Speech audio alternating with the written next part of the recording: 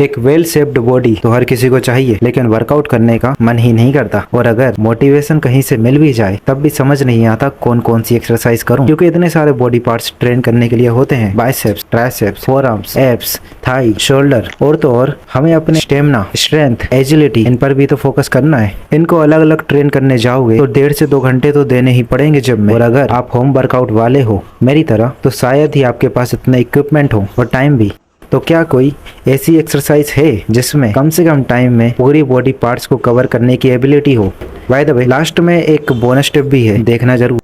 सपाटे, इसे Indian pushups या Hindu burpees भी कहते हैं, जिसमें हम पुशअप्स और स्क्वाट्स को कोऑर्डिनेट करते हुए परफॉर्म करते हैं। इस एक्सरसाइज को अंडर एस्टिमेट बिल्कुल नहीं करना। इस एक्सरसाइज के कई बेनिफिट्स हैं। अगर आप कोई भी फिजिकल एक्टिविटी ज्यादा देर तक परफॉर्म नहीं कर पाते, यानी स्टेमिना की कमी है, सपाटे will help to increase your stamina. Second, आप पतले हो और वेट गेन करना चाहते हो, या फिर आपका वेट ज्यादा है और आप कम करना चाहते हो, वेट लॉस करना चाहते हो, सपाटे will help to maintain your weight. Number 3, आप मसल बिल्ड करना चाहते हो, बड़े बड़े biceps, triceps, it will help. यहाँ शायद आपको डाउट आएगा कि मसल बिल्डिंग के लिए तो हेवी वेट उठाना पड़ेगा, बॉडी वेट से कैसे हो सकता है? हो सकता है। हमारा बॉडी वेट एज्यूम करते हैं 58 केजी है, यानी 29 केजी अपर बॉडी में, 29 केजी लोअर बॉडी में। ये एग्जैक्ट नहीं होता, लेकिन एज्यूम कर लो थोड़ा। जब स्क्वाट्स करते हुए ऊपर जाते हैं तब पूरा अपर बॉडी का प्रेशर हमारे थाई पर जाता है, यानी अप्रोक्स 30 केजी लेकर उठते हो ऊपर की तरफ। और जब आप वापस नीचे की ओर आते हो, अपर बॉडी का वेट सीधे हाथों पर आता है, बाइसेप, ट्राइसेप्स और शोल्डर पर। ऊपर से ग्रेविटेशन फोर्स की वजह से अपर बॉडी का वेट थोड़ा सा और बढ़ जाता है। That's why Sapate is also helpful in muscle building. Number 4,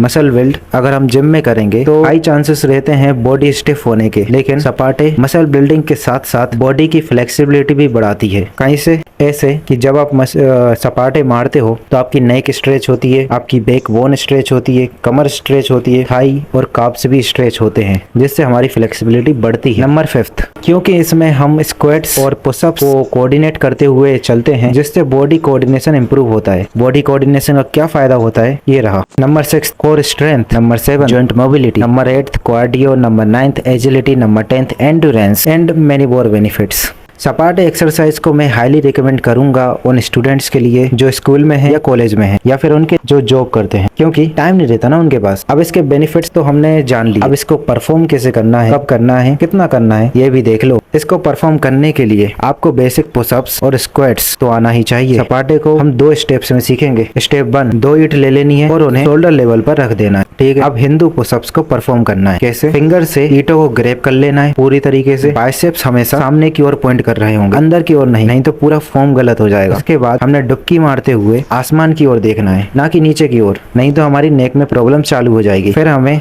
Indian position में बैठ जाना है। स्टेप 2, खड़े हो जाओ, हल्का सा होप करो और बैठ जाओ। Then repeat. शुरू में गलती हो सकती है, हाथ बाहर की ओर निकल सकते हैं या फिर बैठते वक्त पूरा ना बैठना, बट कोई नहीं, सही फॉर्म को कंसिस्टेंसी के साथ करोगे तो नेक्स्ट अंकित बयानपुरिया आप ही हो। सपाटे को हम सुबह शाम दोनों टाइम कर सकते हैं, बस हल्का सा warm up, dynamic stretch, then सपाटे। और हाँ, इसके बाद स्टैटिक स्ट्रेच करना नहीं भूलना। अब सपाटे कितने लगाने हैं ये आपके ऊपर है। नाउ बोनस टिप, सिंपल सपाटे करोगे तो बोर होने के चांसेस ज्यादा हैं। आप 1-2 हफ्ते में छोड़ दोगे सपाटे लगाना। तो इसे हम थोड़ा इंटरेस्टिंग बनाते हैं। हम क्या करेंगे इंक्रीजिंग नंबर में सपाटे करेंगे। 7 सेकंड का रेस्ट लेंगे। 7 सेकंड क्यों?